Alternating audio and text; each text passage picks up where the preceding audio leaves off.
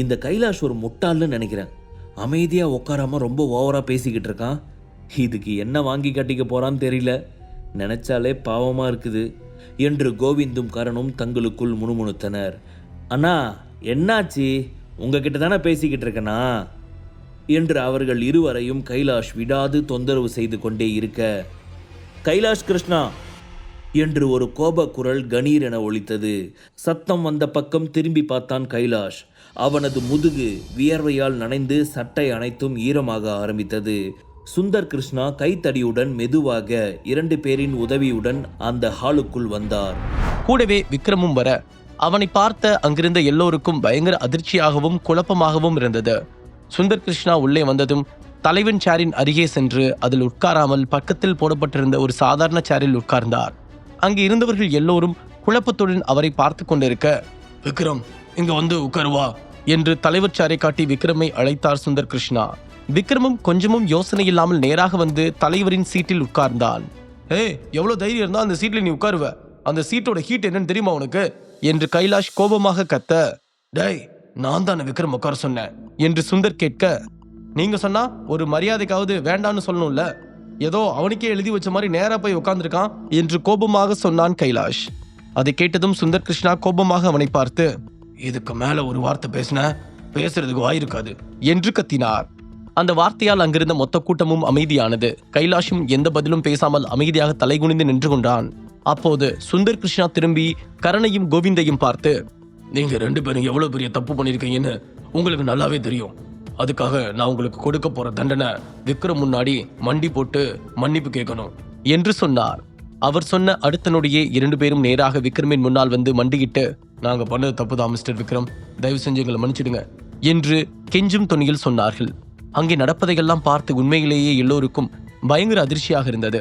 யாராலும் அங்கே நடப்பதை புரிந்து கொள்ள முடியவில்லை. அதே சமயத்தில் சுந்தர் கிருஷ்ணாவிடம் அதை பற்றி கேள்வி எழுப்பவும் யாருக்கும் தைரியம் வரவில்லை.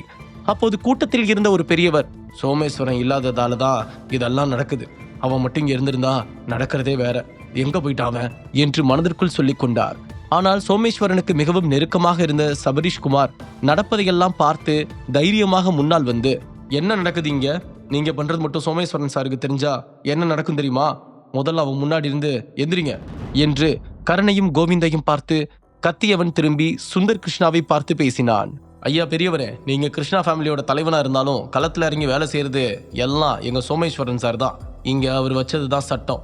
இத்தனை நாளா நீங்க வீட்டுக்குள்ளேயே முடங்கி கிடந்தீங்களே, இப்ப என்ன திடீர்னு இவ்வளவு தைரியம்? என்ன நடக்குதுங்க என்று கோபமாக கேட்டான் சபரீஷ்குமார். சுந்தர் கிருஷ்ணா அவனை மேலும் கீழும் பார்த்துவிட்டு, நீ எங்க குடும்பத்தை சேர்ந்தவன் இல்லையே, எங்கிருந்து வந்திருக்க என்று கேட்க, எங்கிருந்து வந்தா என்ன, சோமேஸ்வரன் சாருக்கு எல்லாமே நான் தான்.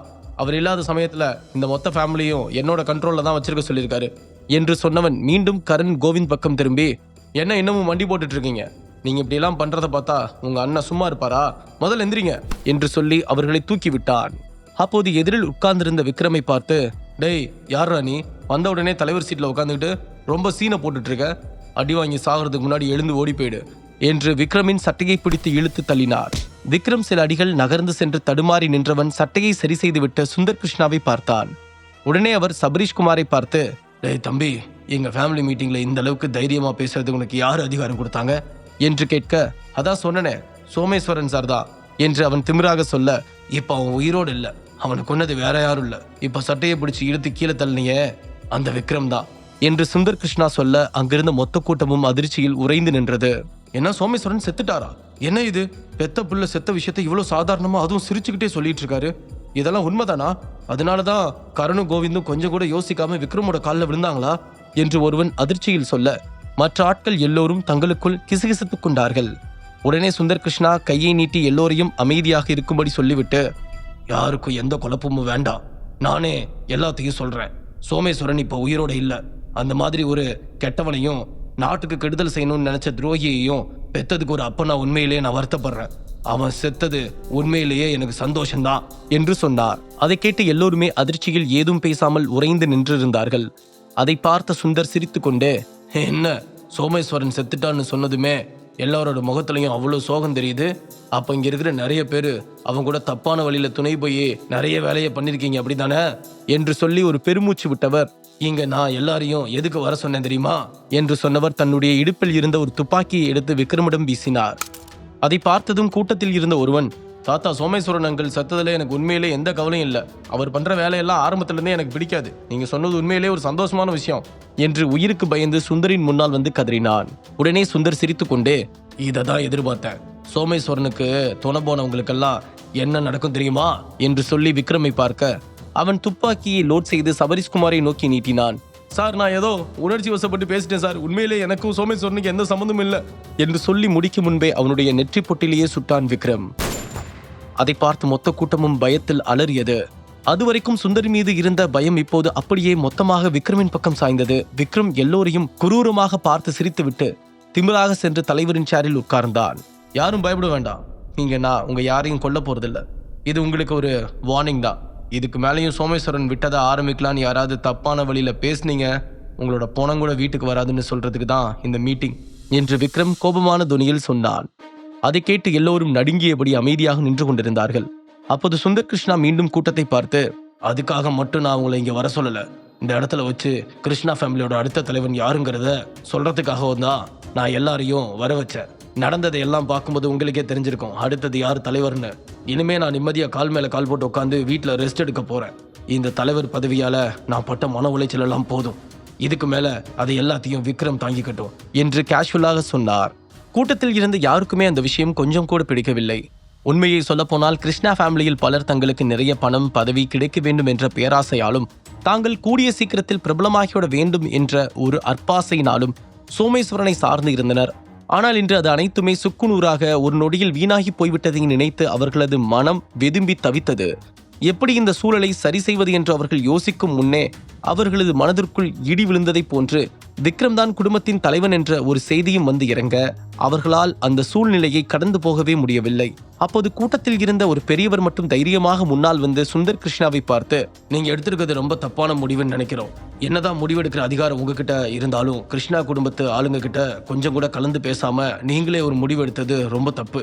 அதுவும் இல்லாம நம்ம குடும்பத்துக்கு தலைவனா இன்னொருத்தனை செலக்ட் பண்றது இன்னும் ரொம்ப ரொம்ப தப்பு. கண்டிப்பா இதை நீங்க மறுபரிசீலனை பண்ணணும்னு நான் நினைக்கிறேன் என்று சொன்னார்.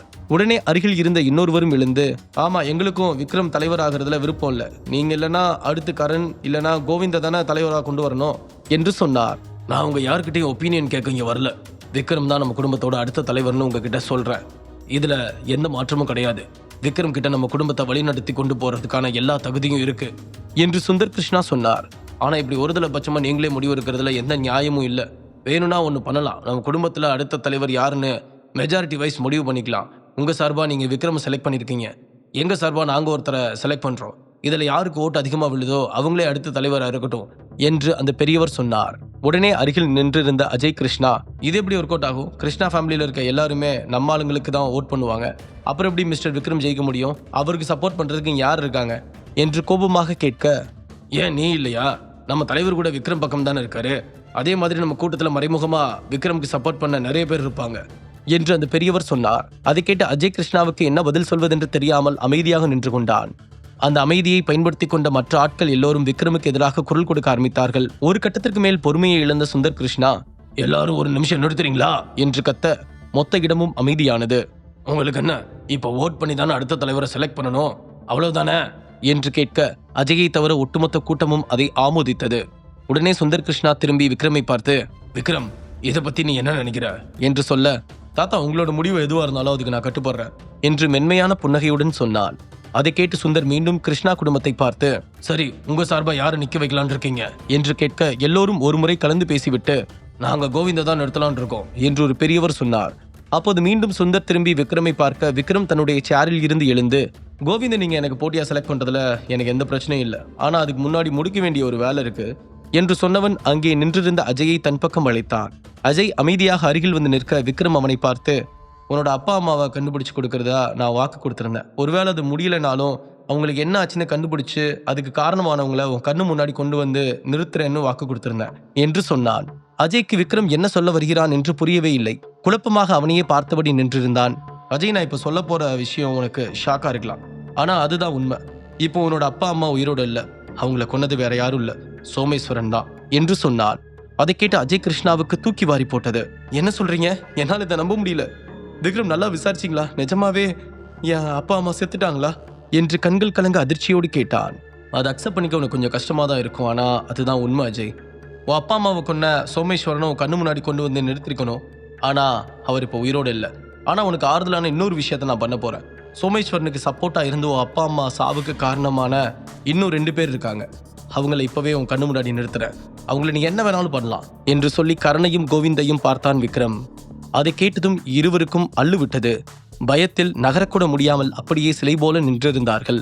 விக்ரமின் பார்வையை வைத்து புரிந்து கொண்ட அஜய் மெதுவாக திரும்பி அவர்கள் இருவரையும் பார்த்தான். இத்தனை நாட்களாக தன்னுடைய அப்பா அம்மாவை பார்க்க முடியவில்லை என்றாலும் அவர்கள் உலகத்தில் ஏதோ ஒரு மூலையில் உயிரோடு இருப்பார்கள் என்று நம்பிக்கொண்டிருந்தான். இப்போது திடீரென அவர்கள் இறந்து விட்டார்கள் என்று தெரிந்ததும் அதற்கு காரணம் தன் அப்பாவின் கூட பிறந்த சகோதரர்களே என்று தெரியும் போது அவனால் அதை தாங்கிக் கொள்ளவே முடியவில்லை. கண்கள் சிவக்க கோபத்தில் முஷ்டியை இறுக்கியபடி அவர்களையே பார்த்து கொண்டிருந்தான். அந்த சமயத்தில் அவர்கள் இருவரையும் அதே இடத்தில் துடிதுடிக்க கொள்ள வேண்டும் போல் இருந்தது. அவனுடைய எண்ணத்தை புரிந்து கொண்ட விக்ரம் டக்கன தன்னிடமிருந்த துப்பாக்கியை அஜயை நோக்கி வீச, இவங்க 2 பேரோட உசுறு இப்போ உனக்கு சொந்தம் அஜய். நீ உங்களை என்ன வேணாலும் பண்ணலாம். அதை கேள்வி கேட்க இங்க எவனுக்கும் உரிமை கிடையாது. அப்படி யாராவது வந்தா அவங்களுக்கும் இதே நிலைமை தான் என்று சொன்ன விக்ரம் திரும்பி கூட்டத்தை ஒருமுறை பார்க்க அங்கிருந்தவர்கள் எல்லோரும் பயத்தில் சில அடிகள் பின்னால் நகர்ந்து நின்று கொண்டார்கள். அஜய் கோபத்தில் சிவந்த கண்களை துடைத்துக் கொண்டு துப்பாக்கியை மெதுவாக கரண் கோவிந்தின் பக்கம் உயர்த்தினான். அதை பார்த்து இருவருக்கும் இதயமே நின்றுவிடும் போல இருந்தது. என்ன செய்வதென்று அறியாமல் அப்படியே திகைத்து போய் நின்றிருந்தார்கள்.